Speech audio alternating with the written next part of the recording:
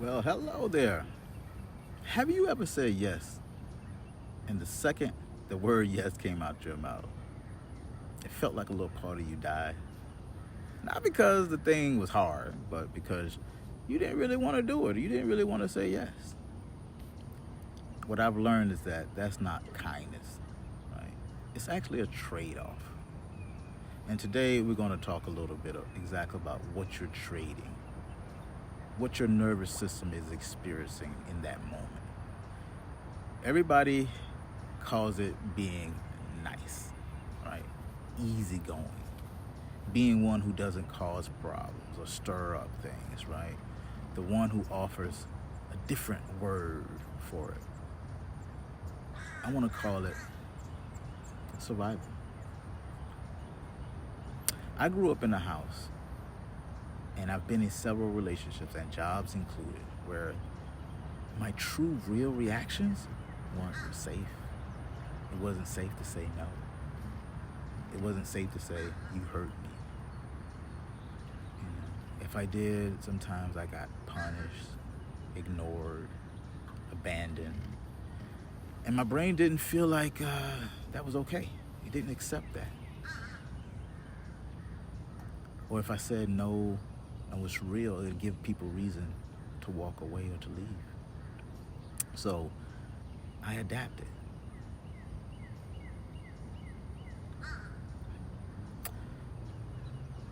I wound up building a framework to help my own life get through this process of people pleasing. I identified it as a silent trade cycle for myself, right?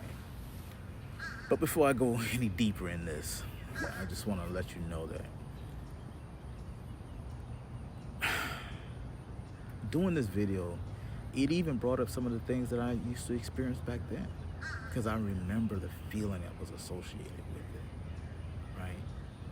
I remember saying yes to my family and friends, even my wife, children, when everything within me wanted to say, heck no, I don't want to do it.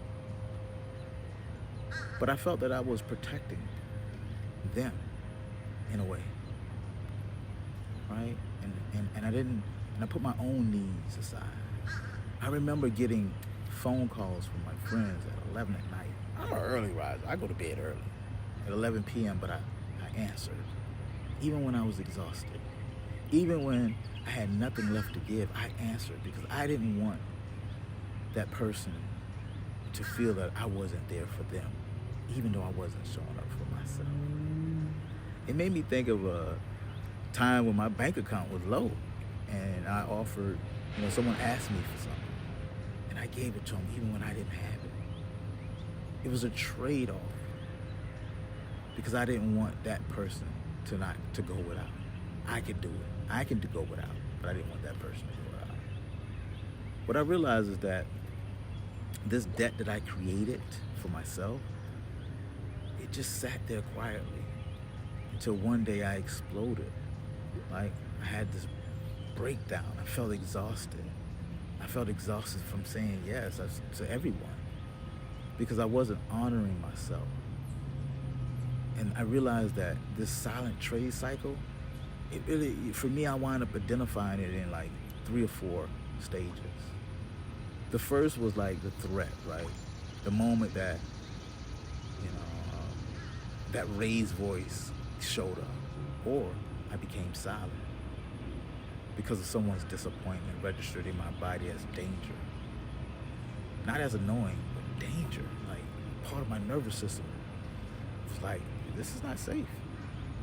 So I realized that there was a code that was running underneath me, of disapproval, of some sort. Right? Another stage I realized I called it the trade. And that's when I act like everything was okay. I act like I agreed to it. I helped people when I didn't want to, right? Or I became small so that other people didn't feel threatened. Another stage, I would say the third stage, was called the debt. And that's what no one tells me, right? That if I stay silent, it doesn't evaporate. It doesn't go anywhere. It just adds to my own fatigue because I'm performing for others and not honoring myself. And then that last step was the reckoning, right? And that's when all of this comes full circle, and that led to a breakdown, right? Or that moment that I snap, that moment I become that anger has gotten so great that I just show the heck out. I just break out, like I can't take it no more. So, I just break out, right? So I had to get to a point where I started practicing telling myself the truth, even in small situations, even when there wasn't a big fallout or something big, but just the small things, right? And every time I told the truth, a piece of me changed, right? I didn't have to fix anything. I didn't have to become something else. And this doesn't happen overnight, right? Because your nervous system is conditioned. You have to retrain it in small doses, right? To get out of that surviving mode, right? But I had to start. I had to start somewhere. And what I learned for myself is that I had to name where I was at. Like, what stage am I in? What stage am I at in this moment? And so I had to just be real with myself. Am I in a feeling of threatening? Am I feeling like I'm in a stage of loss? Am I losing something? Right? So I just started practicing, the behavior of making sure that I tell people the truth, right? And be honest. And it allowed me to establish boundaries for myself, which made it easier for me to have boundaries for others, right? And then, I just thought about just that overall feeling of when I got to be honest with myself and how it made me feel. I was able to, just believe in myself in a way. Like, I didn't have to pretend or act. I could just be honest about how I felt. And not that I didn't care about what somebody else may have seen, felt, or experienced, but I really didn't put their feelings above mine. I honored myself first. And I realized I became that way, at some point because of my experiences, right? That the conditioning that I went through, right? And I realized that it was part of my survival mechanism that led me to this behavior. But then I had to get to a point where I realized that I'm grown enough, I'm old enough, and I don't have to be hijacked by that experience. I get to change that. I get to change the code that I had that was riding underneath there silently. So I decided to trade it, right? I decided to trade it and move into something new. And if you know exactly for yourself where you are in that pattern within yourself, you can go deeper. You can go underneath it. You can bring it to the light. And I created this assessment, right? It's called the Ascend Assessment. You can find it at www.app.innercoded.com.